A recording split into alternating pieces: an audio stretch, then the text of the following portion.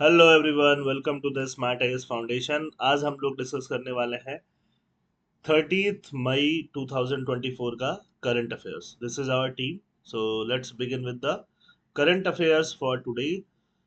तो आज हम लोग तीन टॉपिक डिस्कस करने वाले हैं। फर्स्ट जीएस 2 से रिलेटेड है, सेकंड भी जीएस 2, और थर्ड टॉपिक जो है वो जीएस 1 से रिलेटेड होगा।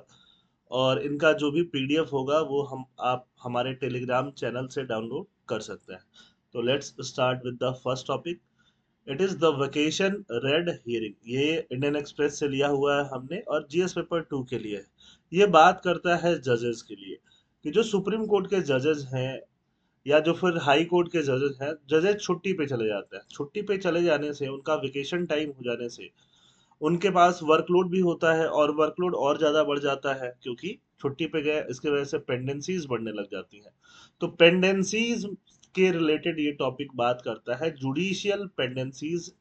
जुडिशियल पेंडेंसी, जुडिशरी में कितना पेंडेंसीज है, कैसे हम जुडिशरी को और ज्यादा इफेक्टिव बना पाएंगे, कैसे हम अपने जुडिशियल सिस्टम को और ज्यादा इफेक्टिव बना पाएंगे। क्योंकि अगर जस्टिस मिलने में डिले हो रहा है तो justice delayed is justice denied. तो उससे रिलेटेड ये टॉपिक हम लोग डिस्कस करने वाले हैं।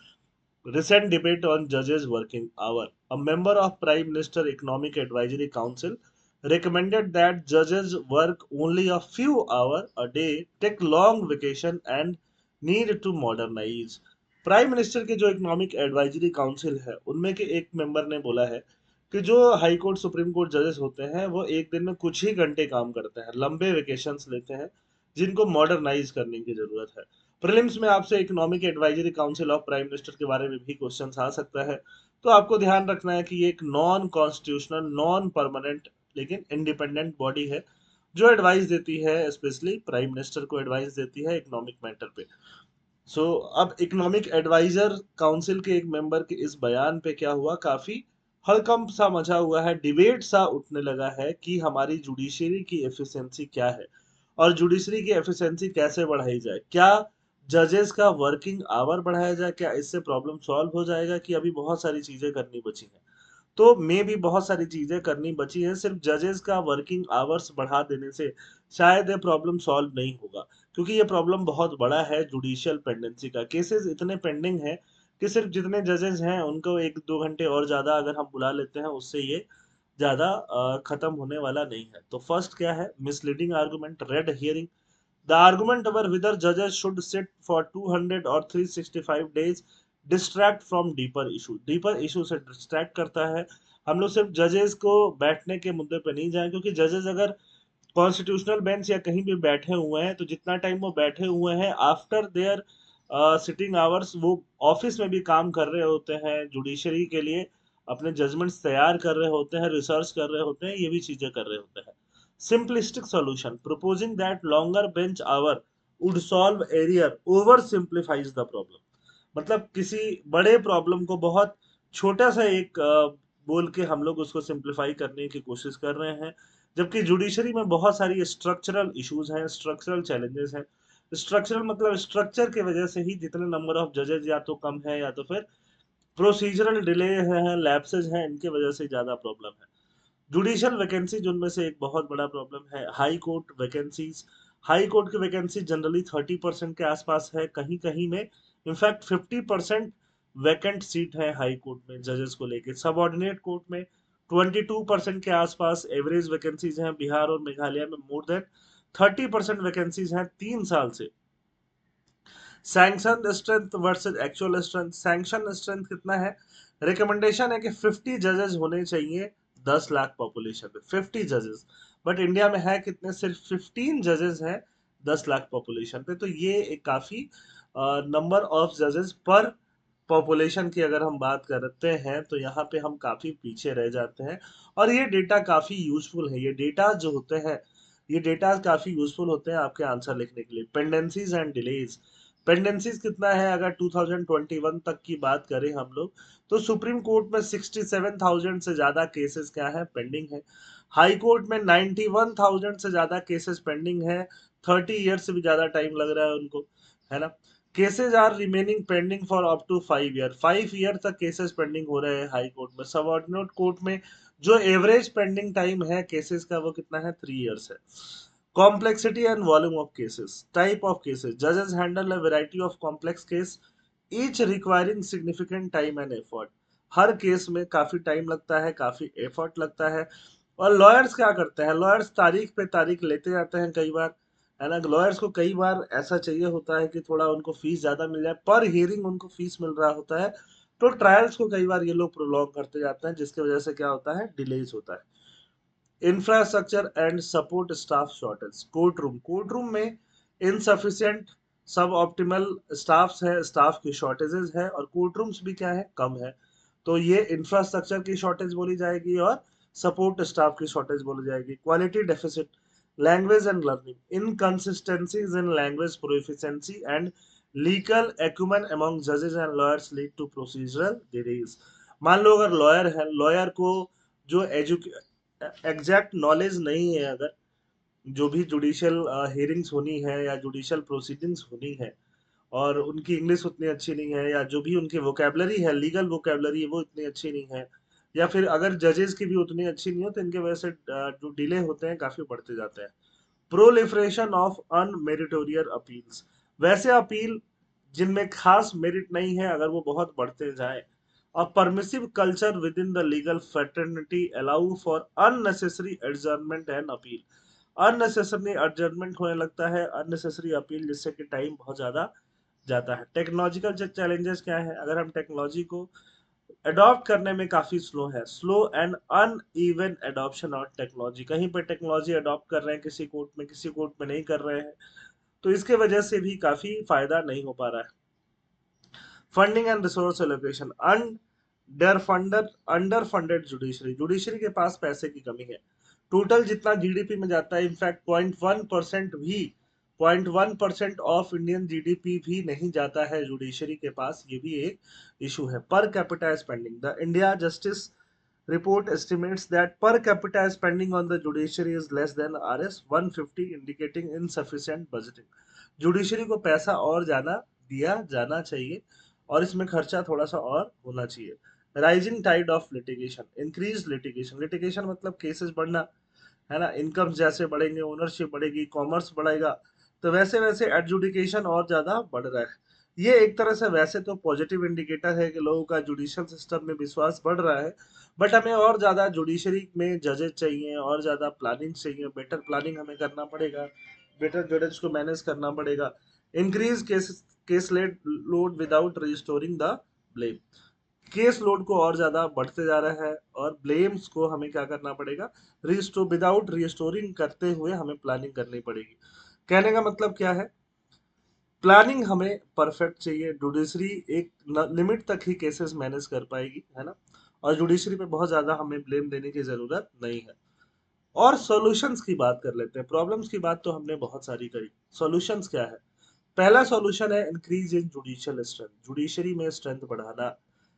बढ़ाने का मतलब जब पहले तो जो वैकेंसीज हैं उनको खत्म करने की जरूरत है, जहां पे 20%, 33% तक वैकेंसीज रह रही हैं। रैशनलाइजिंग गवर्नमेंट केसेस, है ना। वैकेंसीज बढ़ाने के अलावा अगर पर 10 लाख पॉपुलेशन में हमें 50 जजेस चाहिए, तो और ज्यादा हमें जजेस लेके आने की जरूरत है। गवर्नमेंट केस बहुत ज्यादा है, लिटिगेशन जितने ज्यादा हो रहे हैं, उसमें अप्रोक्सीमेटली 50% गवर्नमेंट खुद ही इन्वॉल्व रह रही है। तो गवर्नमेंट का जो अननेसेसरली इन्वॉल्वमेंट है, उसको कम कराने की कोशिश करनी पड़ेगी। Legislative assessment, impact analysis of new laws, assessing the financial and time implication of new bill before enactment could lead to a better drafted laws and proactive planning।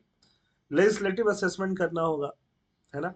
नए लॉ जो भी बनते हैं, तो कई बार नए लॉ में क्या होता है, नए लॉ कई बार जुडिशरी के पास जा रहे होते हैं, जुडिशरी उसको हियर करती है, 1-2 साल का समय जाता है, और ये ऐसा टेंडेंसी बढ़ते जा रहा है। तो लॉ बनने के पहले इसको असेस करने का कोशिश ज्यादा किया जाना चाहिए। Assessing the financial and time implication of new bill before enactment, तो अगर इनेक्टमेंट के पहले हम उसको असेस कर लें, तो जुडिशरी के पास नहीं जाएगी। एडमिनिस्ट्रेशन में reform, permanent administrative secretariat, implementing court managers होने चाहिए जो एडमिनिस्ट्रेटिव टास्क देखें। आपके जो जजेस हैं वो जुडिशियल काम में बहुत एक्टिव हैं या बहुत कॉम्पिटेंट है, बट कोर्ट को मैनेज करने के लिए, एडमिनिस्ट्रेटिव टास्क के लिए हमें क्या चाहिए? कोर्ट मैनेजर्स चाहिए। फ्रीइंग जजेस, जिससे कि जजेस का टाइम बचेगा और वो अपना टाइम कहाँ लगा सकेंगे? एडजुडिकेशन में। Court management as a career को डेवलप करने की जरूरत है, स्पेशलाइज्ड करियर ऑप्शन करने की जरूरत है। टेक्नोलॉजिकल इंटीग्रेशन, इंफ्रास्ट्रक्चर को इम्प्रूव करना है। Training and adoption, encouraging uniform adoption of technology across all court में सेम तरह का टेक्नोलॉजी अडॉप्ट किया जाए। entry level standard, higher standard needed, there is a need for a stricter standard for those entering the judiciary or practicing law। Higher standard चाहिए उन लोगों के लिए जो कि इन्वॉल्व हो रहे हैं, एंटर कर रहे हैं जुडिशरी में, या क्या प्रैक्टिस कर रहे हैं? लॉ। अब हम बात करेंगे एक्सपेरिमेंट्स एंड एडहॉक एफर्ट्स, क्या क्या एक्सपेरिमेंट किए जा रहे हैं और हमारा एफर्ट कितना सही है। Over 5 million pending cases have led to various experimental solutions। 5 million से ज्यादा केस अगर पेंडिंग है या और ज्यादा केस पेंडिंग है, 5 मिलियन बात हो रही है सुप्रीम कोर्ट की, तो बहुत ज्यादा एक्सपेरिमेंटल सॉल्यूशन किया जा रहा है।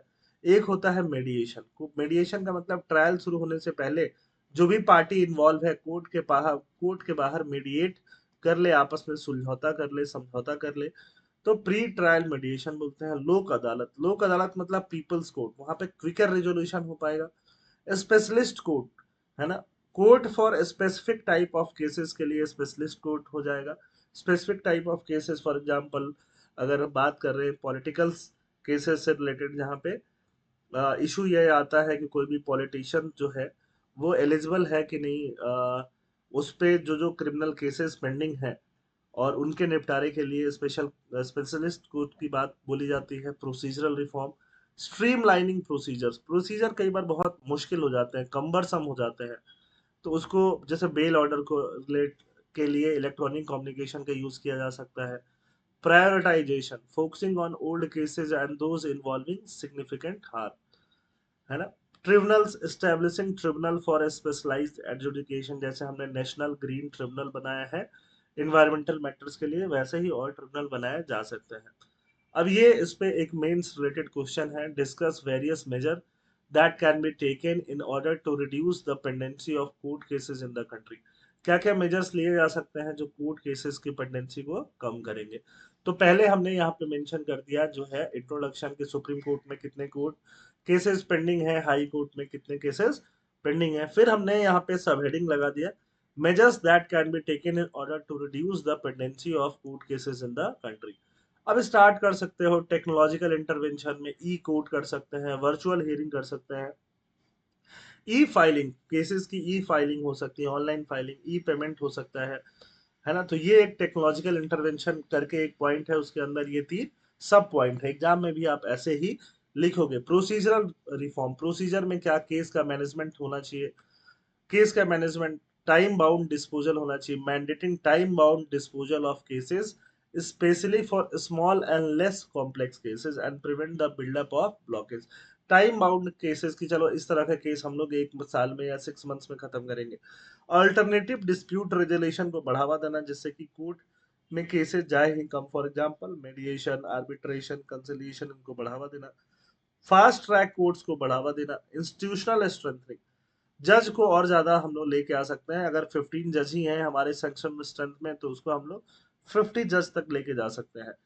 पॉलिसी एंड लेजिस्लेटिव मेजर्स, जो पुराने लॉज हैं जो गवर्नमेंट के बनाए हुए, पार्लियामेंट वगैरह के बनाए हुए आर्काइक लॉज, उनको पीरियोडिक रिव्यू करना जरूरी है, क्योंकि इन लॉज की वजह से कोर्टों में पेंडेंसी बहुत हो जाती है। लीगल लिटरेसी बढ़ाने की जरूरी है लोगों के बीच में, लोग समझे कि हाँ लीगली फ्रिवोलस केसेस वो लोग ऐड नहीं करते जाए। एडमिनिस्ट्रेटिव रिफॉर्म करने की जरूरत है।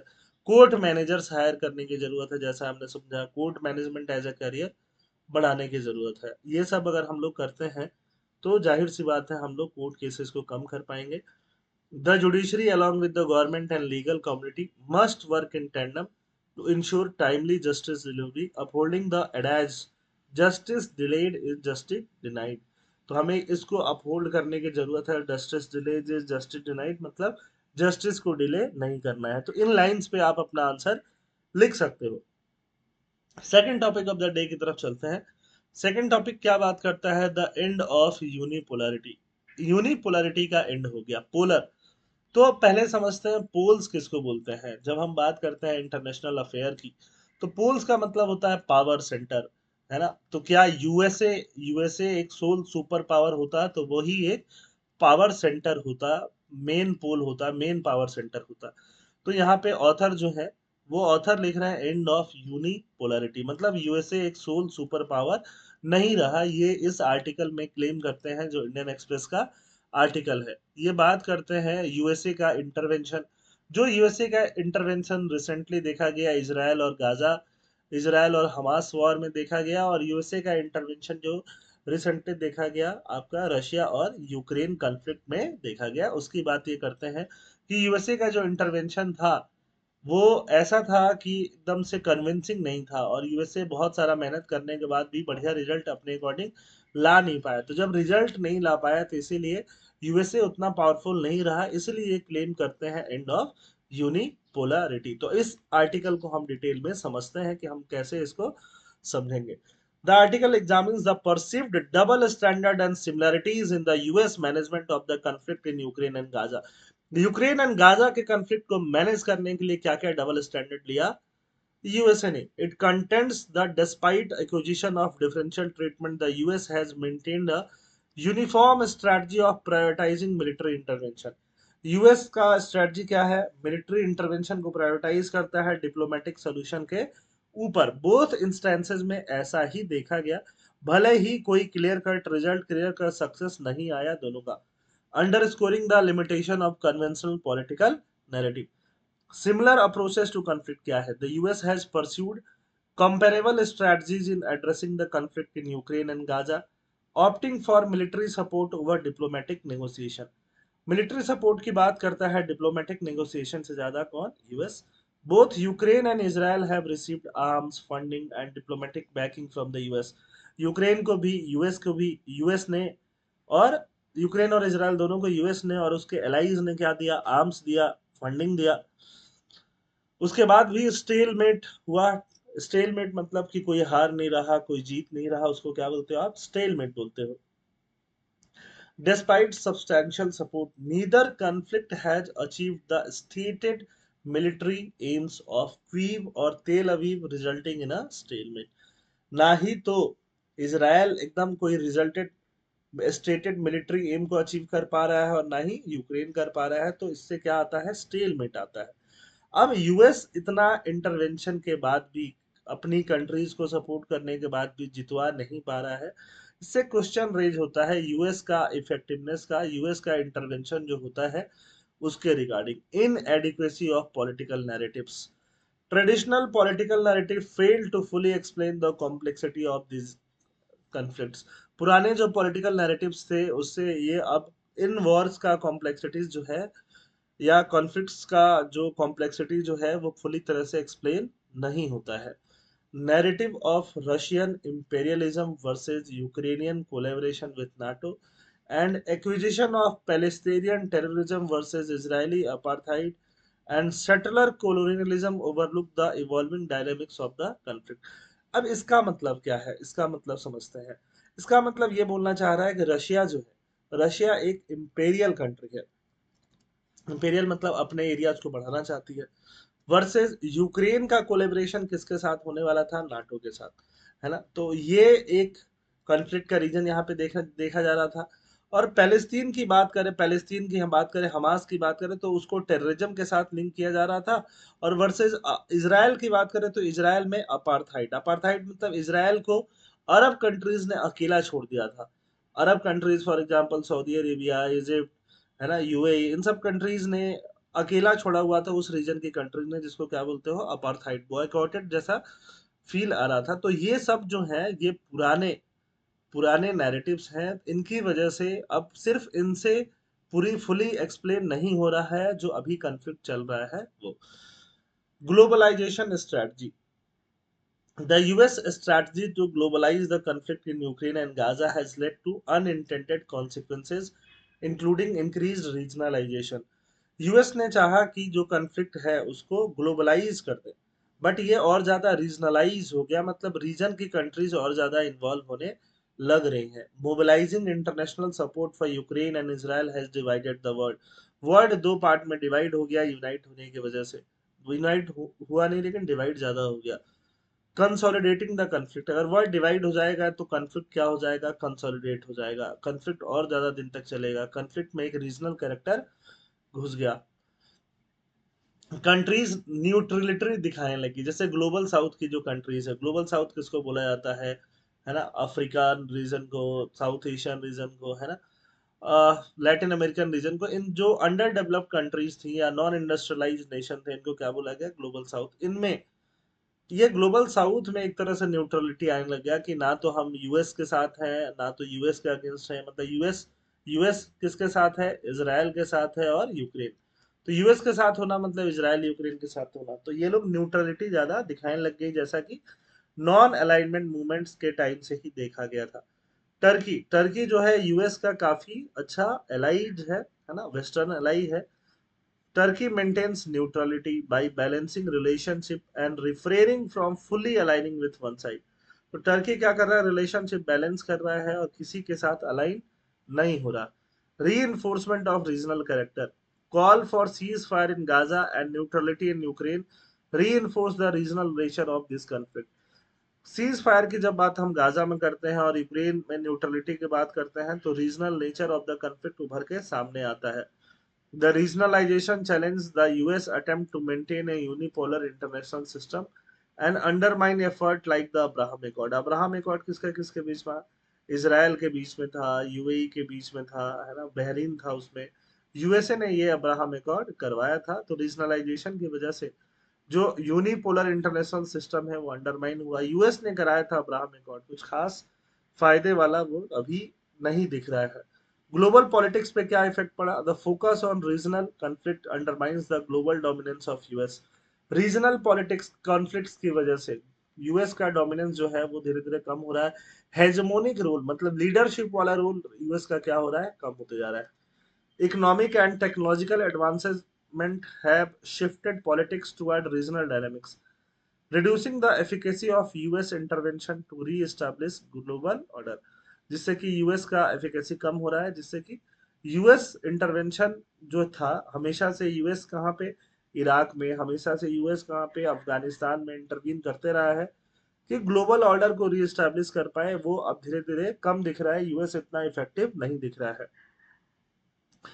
The regionalization of conflict signals a shift away from post Cold War global order। Post cold war खत्म होने के बाद जो ग्लोबल ऑर्डर था वो कैसा ग्लोबल ऑर्डर था, यूएस ने चाहा, फॉर एग्जांपल अफगानिस्तान वाला वार, अफगानिस्तान में यूएस आर्मी घुस गई, है ना, 9/11 के बाद से, और उसको इंटरनेशनलाइज कर दिया कि हाँ ये वॉर जो है ये ग्लोबल वॉर अगेंस्ट टेररिज्म है। वैसे ही सीरिया में घुस गई, तो ऐसे वॉर्स को क्या करते थे, इंटरनेशनलाइज।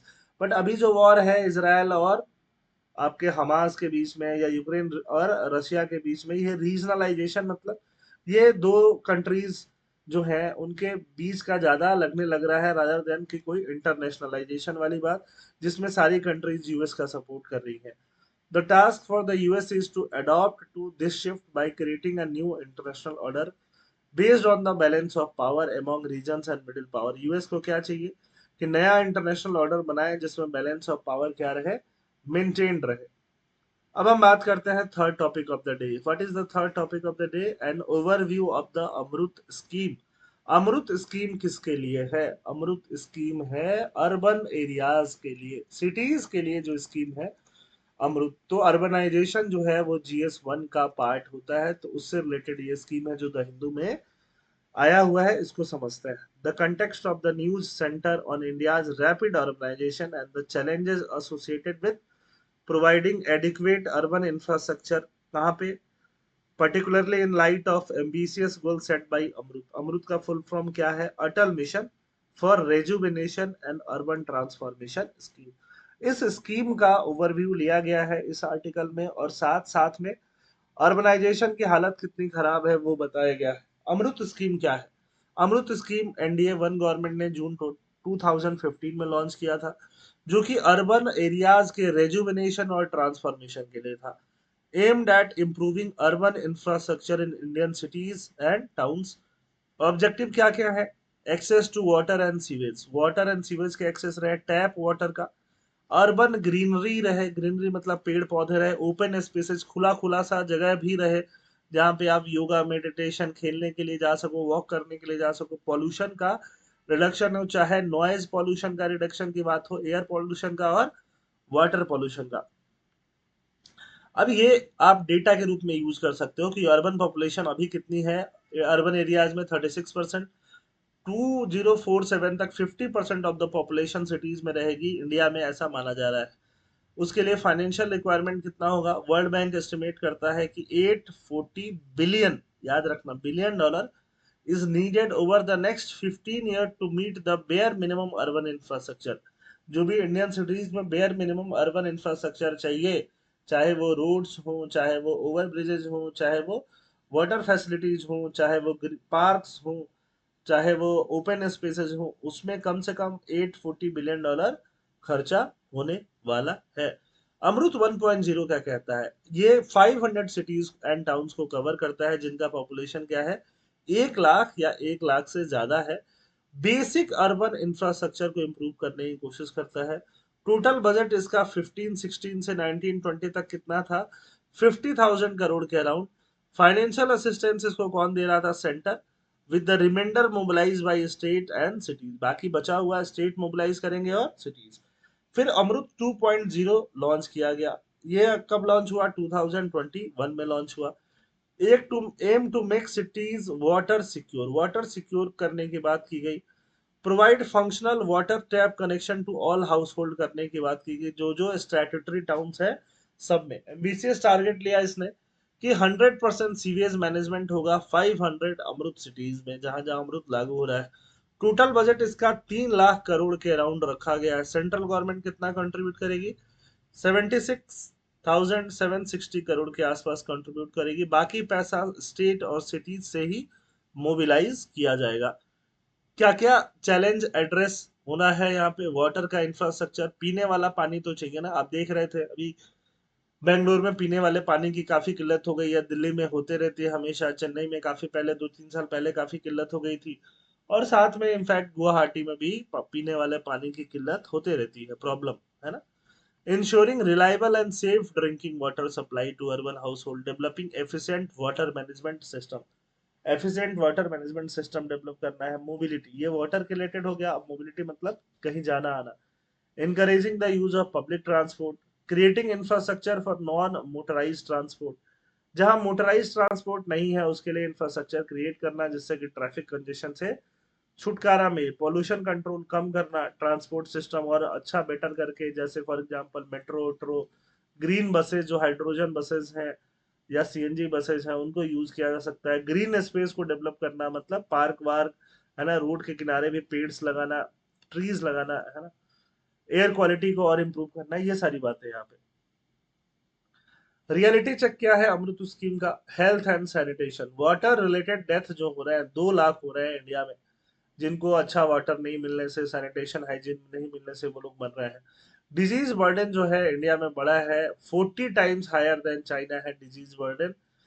सेफ वाटर और सैनिटेशन नहीं मिल रहे थे, वेस्ट वाटर ट्रीटमेंट हम लोग नहीं करते, जिसकी वजह से वाटर बॉर्न डिजीज डायरिया वगैरह होने लग जाता है। वाटर रिसोर्स का challenge, reservoir capacity, 150 key reservoirs monitored by the central government were filled to just 40% of their capacity. जितना भी रिजर्वायर है वो सिर्फ 40% कैपेसिटी से ही बिल्ड है ना। जो नीति आयोग की रिपोर्ट करती कहती है कि 2030 तक 21 मेजर सिटीज में ग्राउंड वाटर क्या हो जाएगा, खत्म हो जाएगा। 40% ऑफ पॉपुलेशन के पास पीने के लिए पानी नहीं रहेगा, कब तक, 2030 तक। Urban household water access, 31% of urban household lack pipe water connection, 67.3% of urban households are not connected to a pipe sewerage system। तो ये सारा आप डेटा आप यूज कर सकते हो डायरेक्टली मेंस एग्जाम में। वाटर सप्लाई पर person, average urban water supply जो है वो 69 लीटर पर डे है, लेकिन रिक्वायर्ड कितना होना चाहिए, 135 लीटर पर डे होना चाहिए। एयर क्वालिटी को लेके काफी कंसर्न है। एयर क्वालिटी को इम्प्रूव करने के लिए नेशनल क्लीन एयर प्रोग्राम पूछा गया, जो डायरेक्टली 2020 में मेंस में यूपीएससी ने पूछ भी लिया था। Launch in 2019 to address air quality which were inadequately address in AMRUT 1.0। क्या गलत हो गया इस स्कीम के साथ, क्या गलत हुआ कि इतना अच्छा स्कीम हमने चलाया अमृत, अमृत 1.0 भी चलाया, अमृत 2.0 भी चलाए, स्टिल सिटीज की हालत इंप्रूव नहीं हुई। तो स्कीम की डिजाइन में ही फ्लॉ है। प्रोजेक्ट ओरिएंटेड अप्रोच, ये प्रोजेक्ट ओरिएंटेड अप्रोच की बात करता है कि चलो पानी ठीक कर दो, है ना, ट्रांसपोर्टेशन ठीक कर दो। ये पूरा प्रॉपर अर्बन प्लानिंग की बात नहीं करता।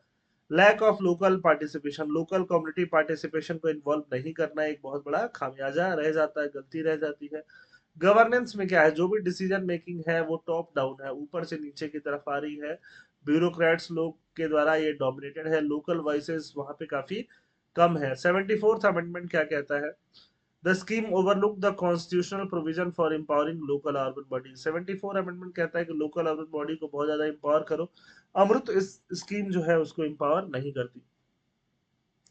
इम्प्लीमेंटेशन में क्या है? Mechanical design, top down manner, ऊपर से नीचे की तरफ डिसीजंस आने में काफी टाइम लगता है। प्राइवेट सेक्टर का dominance, large technology based company and real estate developer played a significant role often at the expense of sustainable urban planning. तो जो बड़े बड़े रियल एस्टेट कंपनी है, उन लोगों ने अपने बड़े बड़े अर्बन एरियाज में अपना टाउनशिप बनाया और सस्टेनेबल अर्बन प्लानिंग को एक तरह से उन लोगों ने कम किया, क्योंकि ऐसे एरियाज भी एक्वायर कर लिए जहाँ पे फिर उसके बाद ओपन स्पेसेस की जगह काफी कम हो गई। वाटर मैनेजमेंट काफी इनएडिक्वेट है। वाटर मैनेजमेंट मतलब कि वाटर का हार्वेस्टिंग, रेन वाटर का rainfall patterns, ineffective sewage treatment plant जितने होने चाहिए उतने हमने लगाया नहीं। रियल एस्टेट डेवलपमेंट बहुत ज्यादा होने लग गया, जिसकी वजह से हम जो वाटर बॉडीज थे उसको खाते गए, जो गड्ढे थे उसको भरते गए, जो ओपन स्पेसेस थे उसको निकलते गए, जिससे कि ड्रेनेज सिस्टम काफी ज्यादा अफेक्ट हुई। नया अप्रोच चाहिए, नेचर बेस्ड सोल्यूशन चाहिए। The scheme should incorporate environmentally sustainable method, comprehensive methodology चाहिए जो सब चीज को इंक्लूड कर ले, इंफ्रास्ट्रक्चर को, इसेंशियल को। पीपल सेंट्रिक अप्रोच चाहिए, मतलब लोकल बॉडीज को पावर पावर देने की जरूरत है, लोकल बॉडीज यहाँ पे काम करवाने की जरूरत है। सस्टेनेबल अर्बन प्लानिंग चाहिए, ऐसा अर्बन प्लानिंग जो शॉर्ट टर्म गोल को तो नहीं, लॉन्ग टर्म गोल को भी अच्छे से मैनेज करे। ऐसा नहीं कि अभी जो काम चल जाए बाद का बाद में देखते हैं, है ना। तो आई होप आपको ये सारी चीजें समझ में आई होंगी। Thank you. जय हिंद।